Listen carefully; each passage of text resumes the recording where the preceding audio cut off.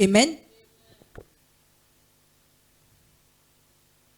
Et lorsque nous décidons d'être cette nouvelle créature, nous avons également la mentalité qui devient différente. Nous ne réfléchissons plus de la même manière. Nous ne voyons plus les choses de la même manière parce que nous avons déjà Jésus-Christ en nous. Ce qui veut dire que si, par le passé, ma vie ancienne, j'avais tendance à voir des choses de manière négative, mais comme j'ai renoncé à cette vie-là, aujourd'hui, je vois les choses différemment en Jésus-Christ. Amen. Nous allons lire Galates 2 au verset 20.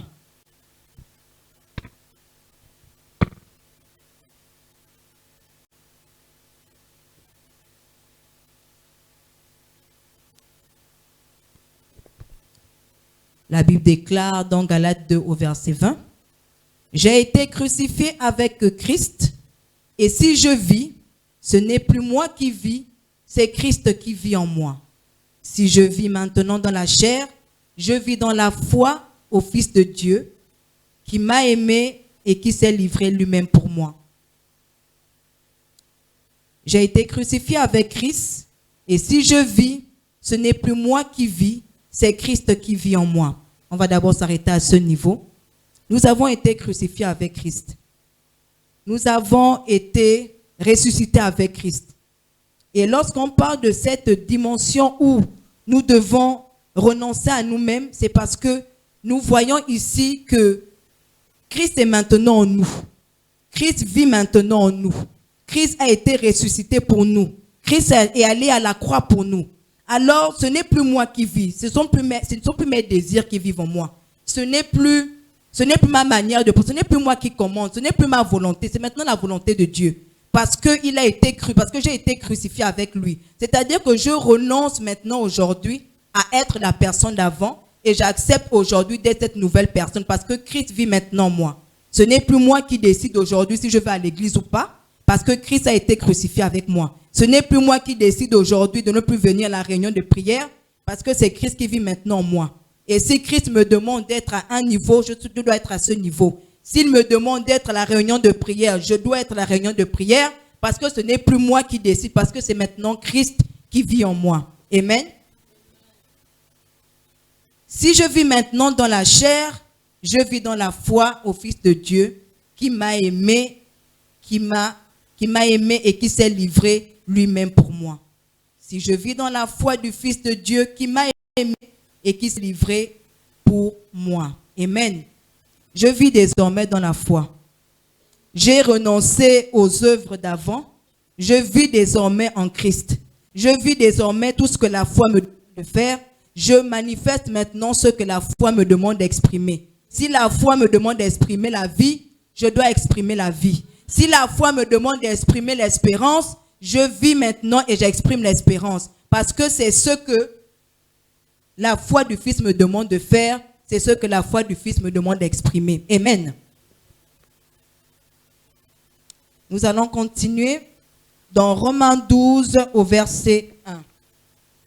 Nous sommes toujours dans la dimension du renoncement à soi comme étant le premier signe de sacrifice. Nous sommes toujours dans la continuité du sacrifice pour vivre des exploits surnaturels. Amen.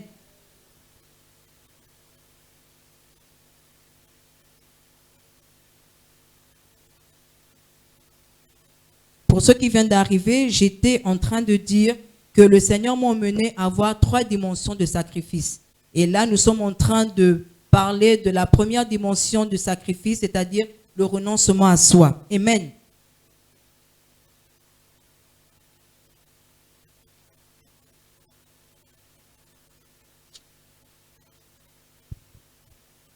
Alors, à partir du verset 1. La Bible nous dit dans Romains 12, à partir du verset 1, « Je vous encourage donc, frères et sœurs, par les compassions de Dieu, à offrir votre corps comme un sacrifice vivant, saint, agréable à Dieu. Ce sera de votre part un culte raisonnable. » Amen. Je vais reprendre. « Je vous exhorte donc, frères, ici on a dit frères et sœurs, par les compassions de Dieu, à offrir vos corps comme un sacrifice vivant, agréable à Dieu, ce qui sera de votre part un sacrifice un culte, raisonnable. Amen.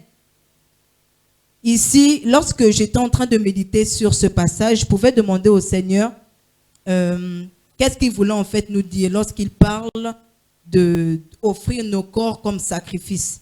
Et le Seigneur pouvait me dire que lui-même, il s'est donné en sacrifice. Il a donné son corps en sacrifice pour nous. Et lorsqu'il nous demande d'offrir nos corps, ce n'est pas seulement, je ne vais pas seulement dire, Seigneur, je t'offre ma vie, mais c'est également mon corps. Parce qu'il y a des membres en nous que nous devons donner en sacrifice. Et lorsque j'étais en train de méditer, je pouvais demander à Dieu quelle partie de mon corps je dois donner en sacrifice. Parce que c'est le renoncement. Si ma bouche était pour moi une occasion de ne pas être dans la présence de Dieu ou de ne pas vivre Dieu, à cet instant, je monte la dimension de sacrifice et je donne ma bouche en sacrifice. Si ce sont mes yeux qui m'empêchaient de voir ce que le Seigneur a prévu pour moi, alors ce soir, parce que je suis un sacrifice, alors mes yeux également voient comme Jésus voit. Amen. Alors, nous allons, en ce qui concerne la bouche, nous allons prendre Exode 4 au verset 12.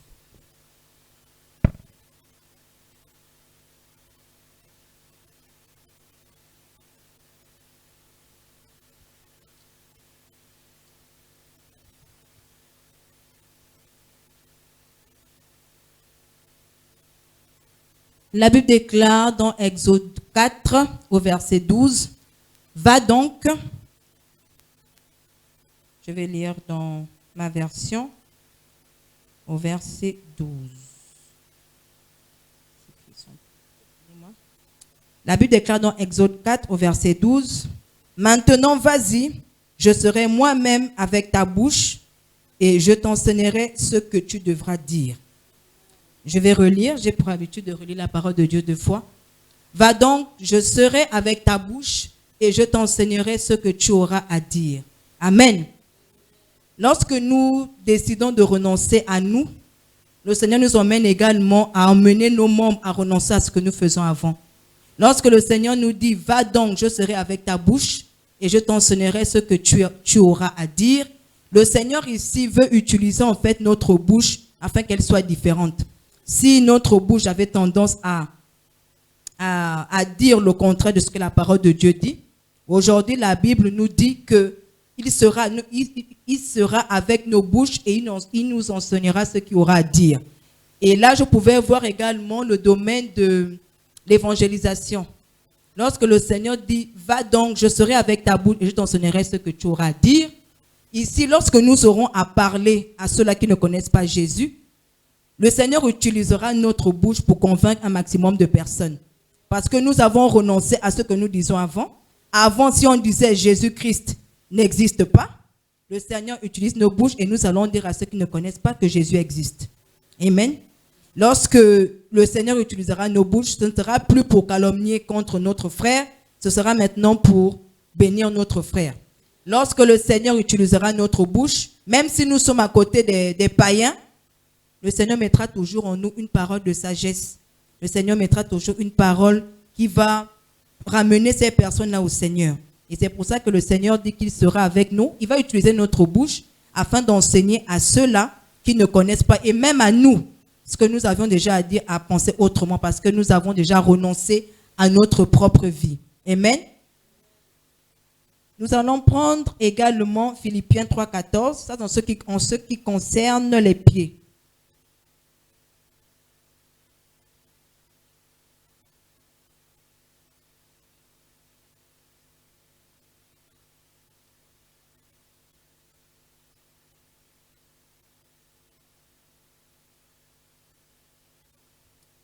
Philippiens 3,14. La Bible déclare « Je cours vers le but pour remporter le prix de la vocation céleste de Dieu en Jésus-Christ. » Je cours vers le but pour remporter le prix de la vocation céleste de Dieu en Jésus-Christ. Amen. Et ici, lorsque le Seigneur nous demande d'offrir notre corps en sacrifice, le Seigneur n'a pas exclu les pieds. Pourquoi? Parce que les pieds courent pour la bonne nouvelle. Parce que les pieds courent pour remporter le prix de la vocation céleste. Nous ne sommes que de passage sur terre. Mais il faudrait que nos pieds courent. Et je pouvais voir également, pour cette assemblée, nous devons courir avec ce qui se fait en ce lieu. Nous devons courir. Lorsque nous avons des programmes, lorsque nous avons un thème qui est donné, nous devons nous empresser. Il faudrait que nos pieds s'empressent de courir afin ici là, comme la parole de Dieu le dit, remporter le prix de la vocation céleste. En fait, ici, c'est juste pour dire que nous devons courir avec le Seigneur. Parce que le prix ici là, excusez-moi. Ici, lorsque la Bible dit que je cours vers le but, notre but, en fait, ici, c'est d'aller au ciel pour remporter le prix de la vocation céleste de Dieu en Jésus-Christ. Amen. Ensuite, nous allons voir les mains. Si nous pouvons prendre Ruth 2.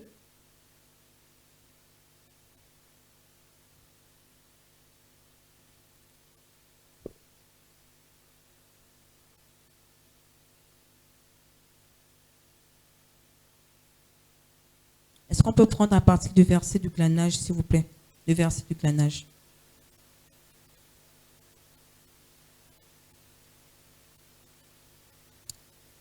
Amen. La Bible déclare dans Ruth 2 au verset 2, Ruth la Moabite dit à Naomi, laisse-moi, je te prie, aller glaner les épis dans le champ de celui aux yeux duquel je trouverai grâce. Et elle répondit, va ma fille. Ruth la Moabite dit à Naomi, laisse-moi, je te prie, aller glaner des épis dans le champ de celui aux yeux duquel je trouverai grâce.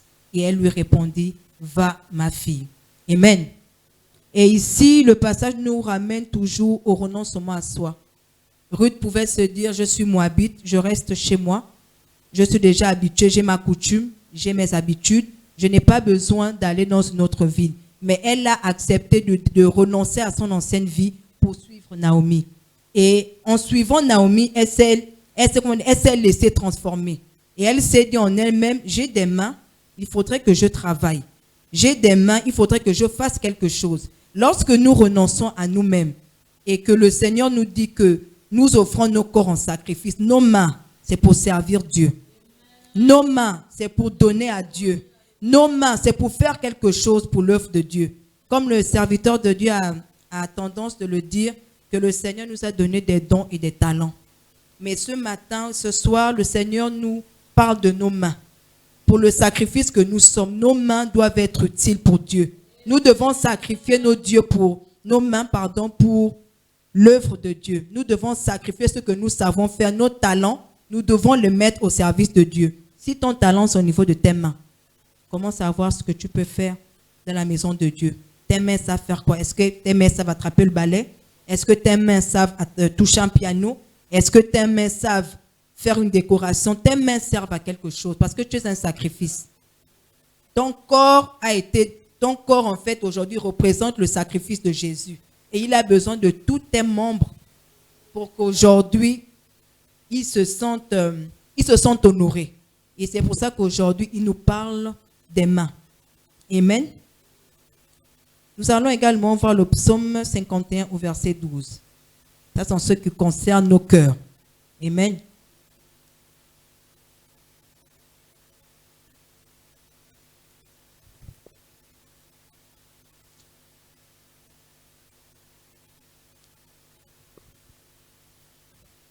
La Bible déclare dans le livre de Psaume 51 au verset 12, « Ô Dieu, crée en moi un cœur pur, renouvelle en moi un esprit bien disposé.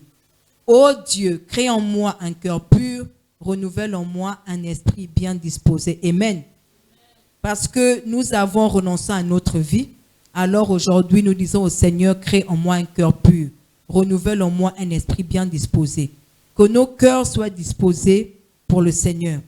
En tant que sacrifice vivant, aujourd'hui, mon cœur ne m'appartient plus, mon cœur appartient à Jésus. C'est-à-dire, les battements de mon cœur, ce sont les battements de Jésus. Lorsque nous avons dit, Seigneur, je t'accepte comme Seigneur et Sauveur, nous avons dit, Seigneur, mets mon cœur, qu'il batte comme tu bats.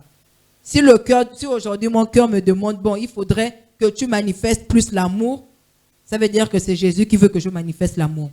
Si aujourd'hui mon cœur me dit, aime plus adorer, aime plus louer, aime plus prêcher la parole. Ça veut dire que c'est ce que Jésus veut. C'est le cœur là que Jésus m'a donné. C'est ce cœur là que je dois manifester. Amen. Renouvelle en moi un esprit bien disposé, qu'il renouvelle nos pensées. Que nos pensées soient ramenées captives à l'obéissance de Christ. Qu'il renouvelle en nous un esprit bien, que nous soyons disposés pour ce que le Seigneur est en train de faire. Que nos pensées soient maintenant ramenées à ce que le Seigneur veut. Qu'il dispose toutes choses. Si nos pensées étaient ailleurs, aujourd'hui, je crois par le nom de Jésus que nos pensées sont ramenées à l'obéissance de Christ. Amen. Nous allons voir la deuxième dimension pour une vie de sacrifice, la dimension du prix à payer. Amen. La deuxième dimension que nous allons voir ce soir, c'est la dimension du prix à payer. Amen. En réalité, lorsque le Seigneur Jésus est venu nous sauver, il a payé le prix. Il a payé le prix pour ma vie, il a payé le prix pour ta vie. Et aujourd'hui, si le Seigneur nous demande de payer le prix, c'est parce qu'il accorde de l'importance. Le Seigneur ne nous demande pas de faire ce que lui n'a jamais fait. Le Seigneur ne nous demande pas on n'invente pas parce que lui-même, il a déjà fait. Nous avons vu dans les Écritures comment il allait de lieu en lieu faisant du bien. Il allait là-bas guérir, il allait dans une ville, il touchait, il est là-bas, il guérissait. Nous demandons de payer ce prix. Nous n'inventons rien.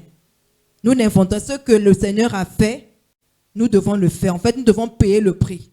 Comment payer le prix? Tu peux payer le prix par ton temps. Tu peux payer le prix avec ton argent. Tu peux payer le prix, comme on dit, avec plein de choses. Mais il faudrait que tu payes le prix. Amen. Et lorsqu'on demande de payer le prix, en réalité, payer le prix, pour moi, c'est vraiment la base de la vie chrétienne. C'est la base même. Comme les jeunes disent, c'est le last des last. C'est la base. Il n'y a pas autre chose. Payer le prix pour Christ, il n'y a pas autre chose. Parce que lorsqu'on regarde comment Christ lui-même s'est donné, et j'étais en train de méditer, j'étais en train de voir un peu quand on emmenait Jésus sur la croix. Je pouvais dire, Seigneur, est-ce que moi je pouvais vivre? Quelqu'un qu'on a frappé, quelqu'un qu'on a insulté, il ne parlait pas parce qu'il fallait qu'il paye le prix.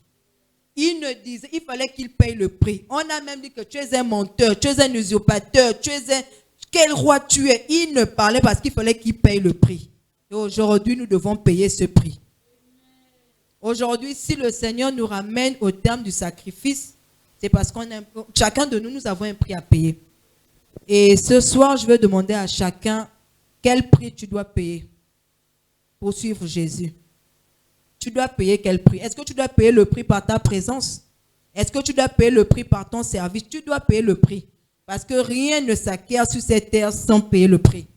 Nous voyons des savants aujourd'hui, on va entendre tel homme a fait je ne sais pas quel espoir, mais il a payé le prix. Il a passé des nuits blanches à lire. Il a passé des nuits blanches. Pourquoi nous ne devons pas le faire pour le Seigneur?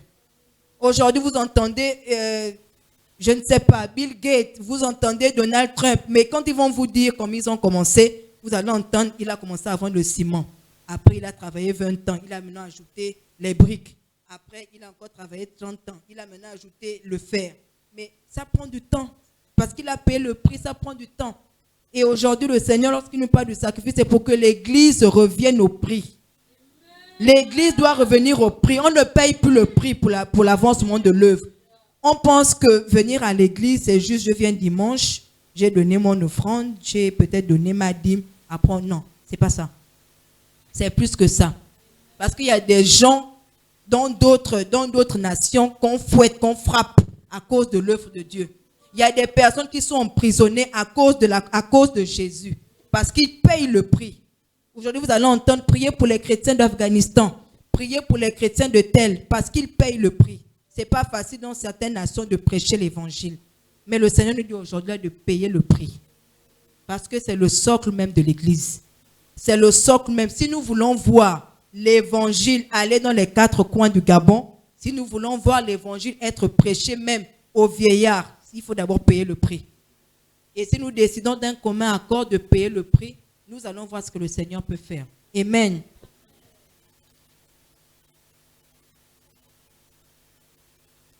Et lorsque nous décidons de de payer le prix, c'est une manière de dire à Jésus que ton sacrifice n'a pas été inutile.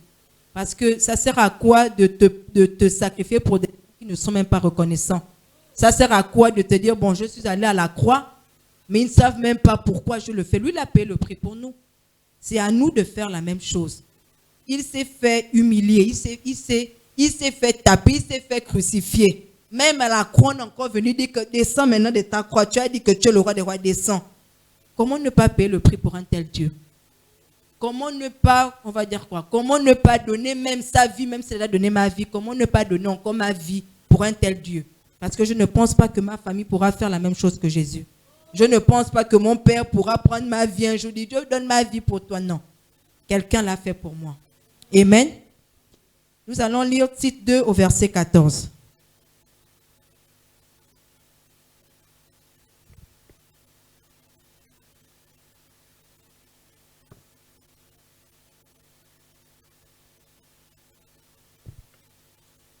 La Bible déclare dans Tite 2 au verset 14, qui s'est donné lui-même pour nous, afin de nous racheter de toute iniquité et de se faire un peuple qui lui appartienne, purifié par lui et zélé pour les bonnes œuvres. Amen.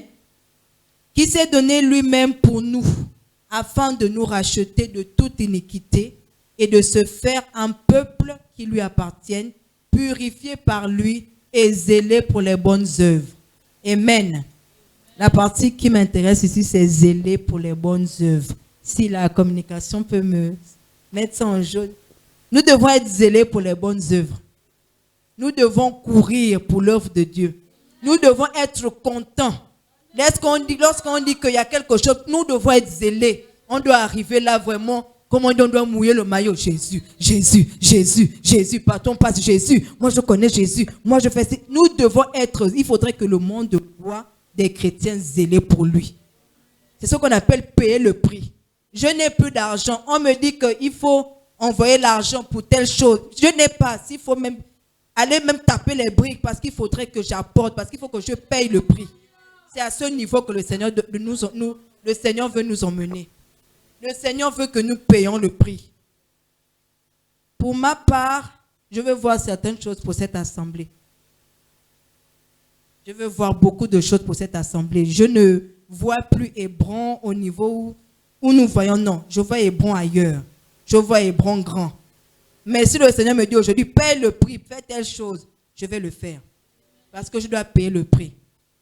Lorsque nous lisons la Bible, nous sommes contents de voir tel homme a fait ça pour Dieu. On proclame, ah Seigneur, tel homme a fait ça pour toi. Si on pouvait réécrire la Bible, j'aimerais qu'on mette aussi mon nom quelque part. C'est que la ministre Orneline a fait pour Dieu. Si ça pouvait être réécrit, je voudrais que mon nom soit également à l'intérieur. C'est pour ça que vous voyez beaucoup d'hommes de Dieu écrivent des livres. Ils écrivent des livres parce que ils ont tellement fait pour dire qu'il faudrait que le monde sache que oui, il y a des personnes qui payent encore le prix pour Dieu.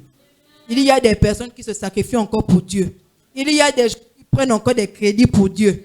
Il y a des gens qui payent encore des dettes pour Dieu parce qu'ils sont zélés pour les bonnes œuvres. Amen.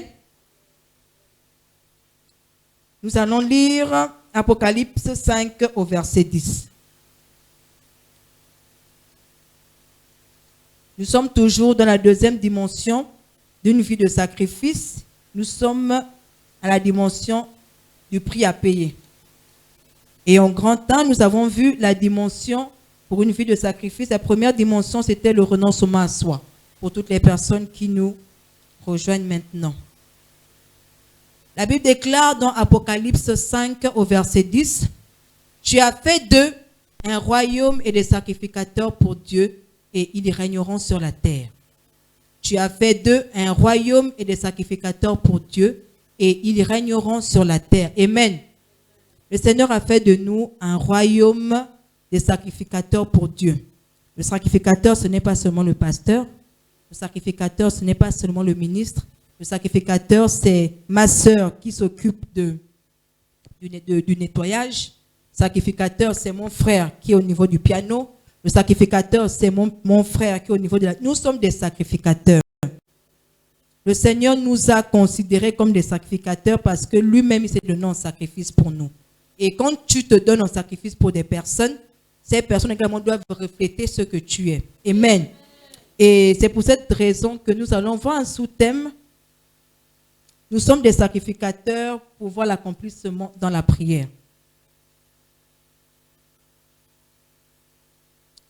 Lorsque le Seigneur dit qu'il a fait de nous un royaume de sacrificateurs pour Dieu et que nous devons régner sur la terre, le Seigneur m'a vraiment emmené à voir cela comme nous sommes actuellement, où nous nous levons tous et nous commençons à prier. Nous prions pour voir les choses du Seigneur être manifestes. Et lorsque le Seigneur te désigne aujourd'hui comme un sacrificateur, c'est parce que tu as une responsabilité vis-à-vis de son œuvre. Si le Seigneur te convoque en cellule, il te dit le lundi, tu dois être là pour prier, c'est parce qu'il t'a considéré comme un sacrificateur. Il faudrait que par toi, l'exaucement de la prière soit manifeste. S'il t'a considéré comme sacrificateur pour être en ces lieux le mercredi, c'est parce qu'il sait que l'enseignement que tu vas recevoir lorsque tu vas prier pour quelqu'un qui ne connaît pas le Seigneur, elle aura plus d'impact. Amen. Lorsque le Seigneur te considère comme un sacrificateur pour apporter dans sa maison, c'est parce qu'il sait que ce que tu vas apporter va être pour l'avancement de son œuvre. Donc le Seigneur ne nous appelle pas sacrificateur pour rien. Il n'a pas inventé ce nom pour faire joli, il n'a pas inventé ce nom pour faire beau, mais il a donné ce nom parce qu'il nous considère comme des sacrificateurs. Amen. Et pour voir toutes choses, comme je l'ai dit, il y a un prix à payer. Si nous voulons voir des choses arriver, nous devons peut-être payer le prix dans la prière. Parce que rien ne s'obtient sans la prière. Toutes choses s'obtiennent d'abord dans le spirituel. Et si aujourd'hui, il nous ramène justement au fait de payer le prix, c'est parce que des choses doivent arriver. Mais en tant que sacrificateur, notre responsabilité aujourd'hui, c'est d'arriver en ces lieux et de crier à Dieu. Amen.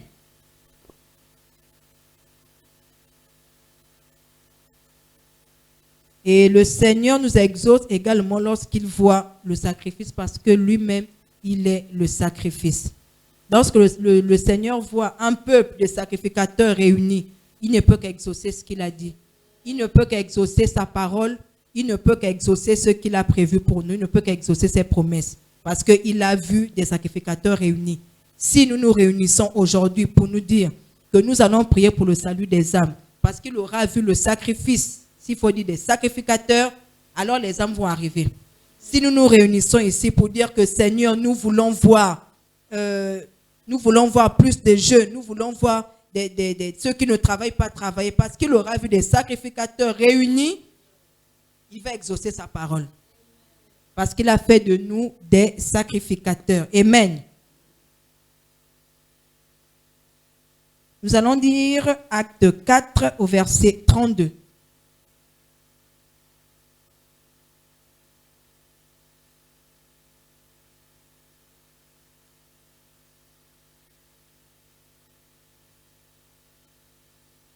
La Bible déclare dans Acte 4 au verset 32, « La multitude de ceux qui avaient cru n'était qu'un cœur et qu'une âme. Nul ne disait que ses biens lui appartinssent en propre, mais tout était commun entre eux. » Amen. La multitude de ceux qui avaient cru n'était qu'un cœur et qu'une âme. Nul ne disait que ses biens lui appartinssent en propre, mais tout était commun entre eux. Amen. Et ici, lorsqu'on parle de prix à payer, le Seigneur pouvait m'emmener à ce passage pour dire que les apôtres avaient compris en fait la nécessité de payer le prix. Donc, tout ce qu'ils faisaient, ils le faisaient d'un même cœur. Ils le faisaient d'une même pensée. Ils pouvaient se dire, bon, on va par exemple faire du bien à telle personne. Tous se mettaient ensemble. Ils avaient payé le prix pour ça. Ils se mettaient ensemble. Il faut par exemple venir en aide à quelqu'un. Et tout ce qu'ils avaient, si quelqu'un avait des terres, ils vendaient, ils apportaient. Si quelqu'un avait des champs, il vendait son champ. Tout ça parce qu'ils avaient compris la nécessité même du prix à payer. Et ici, la Bible nous dit que la multitude de ceux qui avaient, c'est-à-dire qu'ils étaient nombreux, ils avaient compris qu'en fait, la base même de l'Église, c'est ça. C'est le prix à payer. Et plus ils avaient compris, plus ils avaient des exploits. Ils faisaient des exploits parce qu'ils avaient compris. Quand 10 personnes ont compris là-bas, Ils injectaient ça aux autres. Après, ils se mettaient ensemble. Ils avaient compris, ça grandissait, ça grandissait. Et c'est pour ça que, vous voyez, on dit par exemple qu'ils sont allés dans telle ville. Ils ont converti tant. Ils sont allés là-bas. Parce que la multitude comprenait au fur et à mesure. Au fur et à mesure, au fur et à mesure. Et je prie que cela soit le partage du peuple hébreu dans le nom puissant de Jésus-Christ de Nazareth. Vraiment que ce soit, nous comprenions que la base de l'Église, c'est vraiment le prix à payer. Il n'y a pas de résultat sans payer le prix. Ça n'existe pas. Même lorsque tu décides d'être médecin, je ne pense pas que ton bac plus 7, là, tu vas rester à dormir. Non. C'est le prix à payer. Tu vas étudier. On va te demander d'étudier l'anatomie, de la tête jusqu'aux pieds. Une fois que tu as fini d'étudier l'anatomie, c'est à ce moment-là qu'on te dit, ok, là tu es généraliste, mais tu peux encore approfondir si tu veux seulement soigner les dents. Et pour soigner les dents, on te dit encore, il faut 8 ans. Tu es là, tu étudies la dent, tu étudies la dent, tu étudies la dent, et après tu finis dentiste. C'est la même chose. Amen.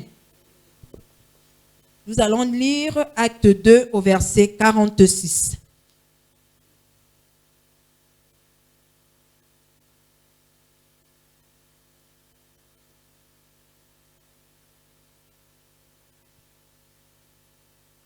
La Bible déclare dans Acte 2 au verset 46, « Ils étaient chaque jour tous ensemble, assidus au temple, comme aujourd'hui. » Amen. Ils rompaient le pain dans les maisons et prenaient leur nourriture avec joie et simplicité de cœur. Ils étaient chaque jour tous ensemble, assidus au temple. Ils rompaient le pain dans les maisons et prenaient leur nourriture avec joie et simplicité de cœur. Amen. Ce qui m'intéresse ici, c'est ensemble assidus au temple. C'est aussi une notion que les apôtres avaient compris. Être ensemble assidus au temple. Et j'aime bien ce que le pasteur a essayé de dire, que c'est lorsque nous sommes ensemble que le Seigneur agit plus. Lorsque nous sommes regroupés comme aujourd'hui, le Seigneur aime ça. Et c'est à ce moment-là que le Seigneur déverse ses grâces. Parce qu'il y a un mystère, comme elle a l'habitude de le dire, il y a un mystère dans le rassemblement. Et ils avaient compris ça parce qu'ils étaient tout le temps assidus au temple.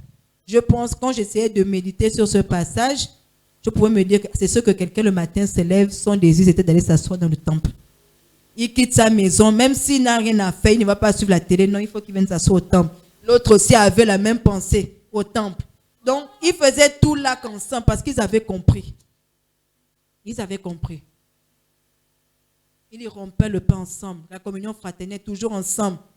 Il n'y a pas, oh, moi j'ai fini le culte, je rentre chez moi. Non. Toujours ensemble, toujours ensemble. Je ne pense même pas que ces personnes-là avaient encore des familles parce que je pense qu'ils ont renoncé à leur propre vie. Amen. Ils prenaient leur nourriture avec joie et simplicité de cœur parce qu'il y avait le rassemblement tout le temps ensemble, tout le temps ensemble, tout le temps ensemble. Et c'est le partage du peuple hébreu dans le nom puissant de Jésus-Christ de Nazareth. Amen. Nous allons voir la troisième dimension pour une vie de sacrifice. Nous allons à la dimension de l'alliance. Amen.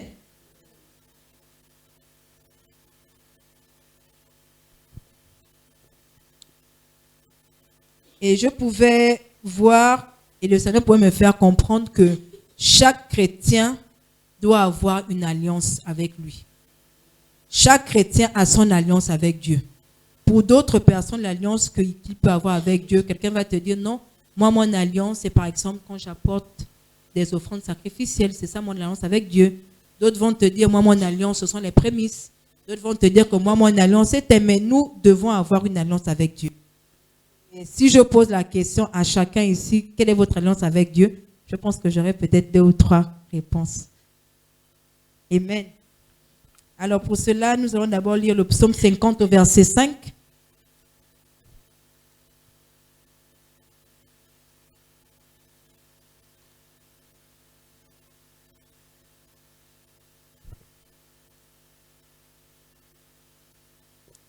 La Bible déclare dans le psaume 50 au verset 5, « Rassemblez-moi mes fidèles qui ont fait alliance avec moi par le sacrifice.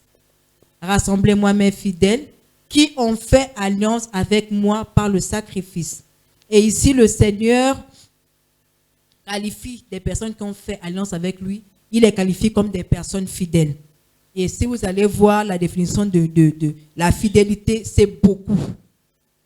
La fidélité rentre dans beaucoup de cas. Vous allez voir loyauté, vous allez voir soumission, vous allez voir obéissance. Ces personnes-là rassemblaient toutes ces qualités. C'est pour ça que le Seigneur a dit que cette personne ont fait alliance avec lui par le sacrifice. Je pense même que dedans, il y a aussi même le renoncement à soi.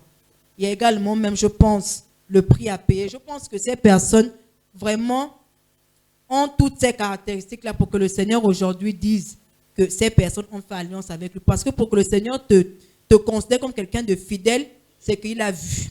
C'est qu'il a constaté, c'est qu'il a, s'il faut le dire, il a remarqué, il a vu, il est certain. Et comme le pasteur a pour habitude de dire, lorsque vous voyez la virgule, c'est que ce n'est pas fini. Le Seigneur a vu beaucoup de choses. Si aujourd'hui, il considère que ces personnes ont fait alliance, c'est parce qu'il a vu beaucoup en eux. Amen. Et aujourd'hui, le Seigneur voudrait que nous rentrions dans cette alliance. Il faudrait que le Seigneur aujourd'hui nous appelle des fidèles serviteurs hébronites. Amen. Des serviteurs hébronites qui ont fait alliance avec lui par le sacrifice. Amen. Et l'alliance également nous fait devenir un avec Dieu. Et dimanche, la ministre Ariane, dans sa prédication, elle pouvait dire que nous sommes un avec Dieu et Dieu est un avec nous. C'est-à-dire, c'est une réciprocité, c'est une corrélation. C'est-à-dire, toi avec moi, moi avec toi. C'est-à-dire, on ne fait qu'une seule personne. Et à ce niveau-là, lorsque le Seigneur te voit déjà à ce niveau-là, là, le Seigneur se dit, oui, il y a alliance. Mais si tu es un peu avec Dieu, un peu avec le monde, un peu avec l'Église, je pense qu'il y aura quand même à dire. Parce qu'aujourd'hui, le Seigneur voudrait que nous soyons entièrement avec lui. Et lorsqu'il parle d'alliance, c'est parce que, comme je l'ai dit tantôt, le Seigneur a vu. Le Seigneur a vu la fidélité. Le Seigneur a vu beaucoup de choses pour qu'aujourd'hui, il nous considère comme des personnes d'alliance. Amen. L'alliance nous fait un avec Jésus. Amen. Nous allons voir quelques exemples d'alliance. Nous allons lire 1 Samuel 1, du verset 1 à 11. C'est l'histoire de Anne.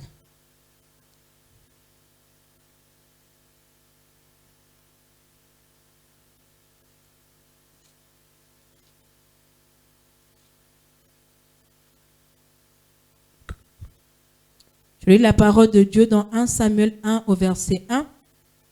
Il y avait un homme de Ramathaïm Tsophine de la montagne d'Éphraïm nommé Elkana, fils de Jéroam, fils d'Eliu, fils de Tohu, fils de Tsoub Éphrasien. On continue jusqu'au verset 11. Il avait deux femmes, dont l'une s'appelait Anne et l'autre Pénina. Pénina avait des enfants, mais Anne n'en avait point. Chaque année, cet homme montait dans la ville de Silo pour se prosterner devant l'Éternel des armées et pour lui offrir des sacrifices. Amen. Là se trouvaient les deux fils d'Élie, Ophni et Phiné, sacrificateurs de l'Éternel. Amen. Le jour où Elkana offrait son sacrifice, il donnait des portions à Pénina, sa femme, et tous les fils et à toutes les filles qu'il avait d'elle. On continue.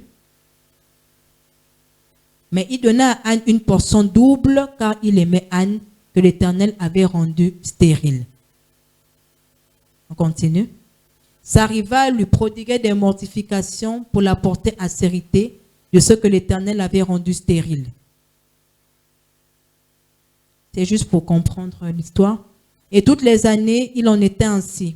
Chaque fois qu'Anne montait à la maison de l'Éternel, Pénina la mortifiait de la même manière. Alors elle pleurait et ne mangeait point. Elkana, son mari, lui disait, « Anne, pourquoi pleures-tu et ne manges-tu pas? Pourquoi ton cœur est-il attristé? Est-ce que je ne veux pas pour toi mieux que deux fils? » On continue. Anne se leva après que l'on eut mangé et bu à Silo. Le sacrificateur Élie était assis sur un siège, près de l'un des poteaux du temple de l'Éternel. On continue. Et l'amertume dans l'âme, elle pria l'Éternel et versa des pleurs. Verset 11. Elle fit un vœu. Est-ce que vous pouvez faire un vœu? En disant, Éternel des armées, si tu daignes regarder l'affliction de ta servante, si tu te souviens de moi et tu n'oublies point ta servante, si tu donnes à ta servante un enfant mâle, je le consacrerai à l'Éternel pour tous les jours de sa vie et le rasoir ne passera point sur sa tête. Amen. Ici, le Seigneur pouvait me montrer l'alliance par le vœu. C'est un vœu que Anne avait fait avec le Seigneur. C'était une alliance. Mais son alliance, elle l'a exprimée par un vœu. Je pense que si elle avait la possibilité de faire ce vœu chaque année, elle aurait dit au Seigneur, je te fais un vœu, telle année, je te donne un enfant. Parce que c'est l'alliance qu'elle avait eue avec Dieu. Et lorsque le Seigneur a vu que son alliance avec Anne avait commencé par ce vœu, le Seigneur automatiquement exaucé Anne. Parce qu'il avait vu qu'elle avait tissé alliance avec lui. Et certainement, ton alliance avec le Seigneur, c'est un vœu. Peut-être c'est le vœu de donner ta vie. Peut-être c'est le vœu de sacrifier quelque chose. Mais le Seigneur attend que tu lui fasses un vœu pour entrer en alliance avec lui. Parce que je crois, et peut-être, je ne vais pas donner la certitude, certainement il y a un vœu que tu as eu à faire à l'Éternel, les choses ne décollent pas, parce que ce vœu-là, tu ne l'as pas encore manifesté, tu ne l'as pas encore donné au Seigneur. Et c'est pour ça que les choses ne décollent pas. Je ne sais pas pour qui je parle. Certainement, il y a un vœu que tu as fait au Seigneur, mais tant que ce vœu, cette alliance, tu ne l'as pas fait au Seigneur, lorsque tu n'as pas réalisé ce vœu, les choses ne pourront pas décoller. Et ça a été le cas de Anne. Lorsqu'elle a compris que son alliance avec Dieu commençait par le vœu qu'elle a eu à faire, automatiquement les choses ont décollé. Amen. Nous allons voir également Genèse 22, de 1 à 11.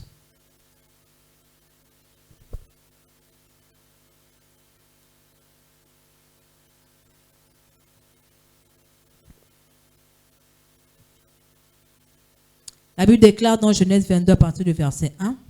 Après toutes ces choses, merci pasteur, Dieu mit Abraham à l'épreuve et lui dit, Abraham, et lui répondit, me voici. On continue. Prends ton fils, ton unique, celui que tu aimes, Isaac. Va-t'en du pays de Morija et là, offre-le en holocauste sur l'une des montagnes que je te dirai. On continue. Abraham se leva de bon matin, sella son âne et prit avec lui 2 serviteurs et son fils Isaac. Il fendit du bois pour l'holocauste et partit pour aller au lieu que Dieu lui avait dit. Le 3e jour, Abraham, levant les yeux, vit le lieu de loin. Et Abraham dit à ses serviteurs, restez ici avec l'âne. Moi et le jeune homme, nous irons jusque-là pour adorer et nous reviendrons auprès de vous. On continue. Abraham prit le bois pour l'holocauste, le chargea sur son fils Isaac et porta sa main, le feu et le couteau. Et ils marchèrent tous deux ensemble. On continue. Alors Isaac parla à Abraham, son père, dit, mon père. Il répondit, me voici, mon fils. Isaac reprit, voici le feu et le bois, mais où est l'agneau pour l'holocauste? Continue. Abraham répondit, mon fils, Dieu se pourvoira lui-même de l'agneau pour l'holocauste. Et ils marchèrent tous deux ensemble.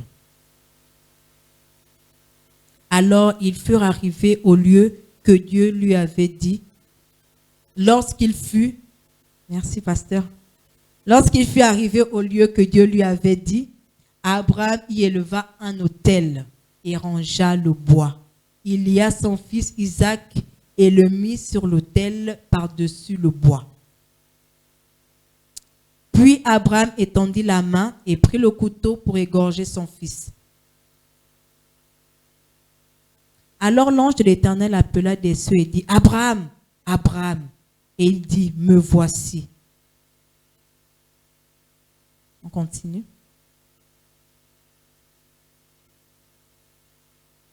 N'avance pas ta main sur l'enfant et ne lui fais rien, Car je sais maintenant que tu crains Dieu, que tu n'as pas refusé ton Fils unique. Amen.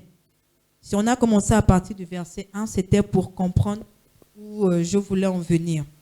Et ici, j'ai marqué l'alliance par l'épreuve. Par moment, le Seigneur va nous mettre à l'épreuve pour voir vraiment si nous avons renoncé à notre vie. À ce moment, le Seigneur verra, le Seigneur dira, ah ok, il a compris. À ce moment, je tisse alliance avec lui. Lorsque le Seigneur nous met devant des difficultés ou devant une situation, c'est pour nous mettre à l'épreuve. Parce que chacun de nous, comme je disais, nous avons une alliance avec le Seigneur. Moi, mon alliance peut-être, quand je donne, peut-être c'est mon alliance avec Dieu. Mais toi, ton alliance peut-être par un vœu. Ou l'autre, ça peut être une alliance par une épreuve. Mais le Seigneur fait quelque chose avec chacun de nous pour vraiment tisser alliance avec nous. Et là, il a tissé son alliance avec Abraham à travers l'épreuve pour voir si Abraham l'aimait vraiment. Et au stade où nous sommes, je pense que le Seigneur veut nous emmener vraiment à réaliser qu'il agit comme il veut. Parce qu'il est le sacrifice. Il fait comme il veut. Il ne demande des comptes à personne. Amen.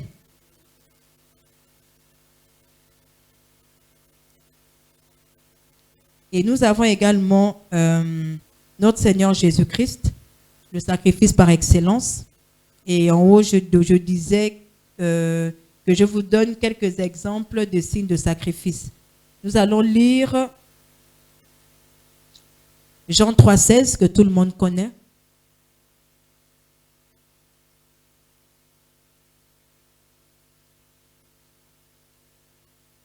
La Bible déclare dans Jean 3,16, « Car Dieu a tant aimé le monde qu'il a donné son Fils unique, afin que quiconque croit en lui ne périsse point, mais qu'il ait la vie éternelle. Car Dieu a tant aimé le monde qu'il a donné son Fils unique, afin que quiconque croit en lui ne périsse point, mais qu'il ait la vie éternelle. » Amen. À travers le sacrifice de Jésus, le Seigneur est venu faire alliance avec nous. Le sacrifice de Jésus, comme je le disais en haut, n'a pas été un sacrifice, en vain. Le but, en fait, pour Dieu, lorsqu'il a envoyé son Fils qu'il aimait tant, c'était pour que nous nous réconcilions avec nous. C'était pour que quiconque croit, pour que quiconque entende que Jésus-Christ est sauveur, ait la vie éternelle. Et là, nous avons l'exemple même du sacrifice par excellence, c'est-à-dire l'alliance parfaite même pour tout chrétien. Amen. Et pour terminer, je vais juste vous lire. Le Seigneur veut nous garantir une vie surnaturelle, remplie d'exploits, mais il attend de nous des sacrifices. Le Seigneur attend de nous que nous soyons des sacrificateurs.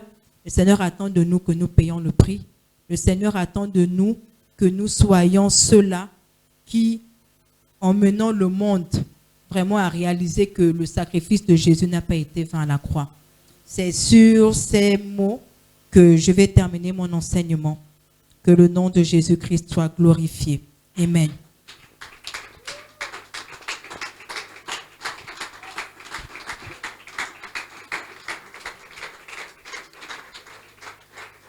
Je nous invite à nous lever afin de prier.